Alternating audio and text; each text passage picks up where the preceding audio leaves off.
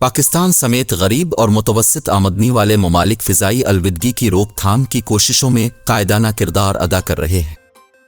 یہ بات global climate and health alliance کی جانب سے جاری ایک تحقیق میں بتائی گئی۔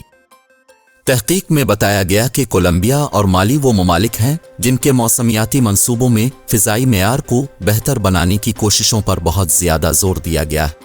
تحقیق میں بتایا گیا کہ فضائی آلودگی اور اس سے صحت پر مرتب اثرات کی روک تھام کے لیے سر فہرست 5 ممالک میں کولمبیا، مالی، چلی، آئیوری کوسٹ اور پاکستان شامل ہیں۔ اسی طرح ٹونگا، گھانا، البانیہ، بنگلہ دیش اور کمبوڈیا بالترتیب 6 سے 10 نمبر پر موجود ہیں، یعنی غریب اور متوسط ممالک ٹاپ 10 میں شامل ہیں۔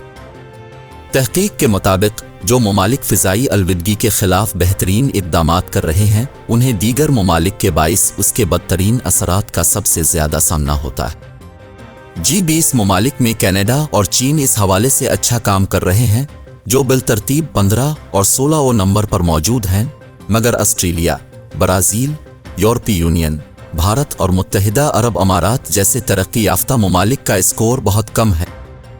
تحقیق کے مطابق G20 ممالک فضائی آلودگی کے لیے سب سے زیادہ ذمہ دار ہیں، مگر اس کے خلاف اقدامات میں وہ سب سے پیچھے ہیں۔ اس تحقیق میں 169 ممالک اور یورپی یونین کی جانب سے فضائی آلودگی کے خلاف کی جانے والی پیشرفت کا جائزہ لیا گیا تھا۔ ان ممالک کو 5 کیٹیگریز کو مد نظر رکھ کر اسکور دیے گئے تھے۔ فضائی آلودگی دل کی شریانوں کے امراض، فالج، نظام تنفس کے امراض اور کینسر کی کچھ اقسام میں کردار ادا کرتی ہے۔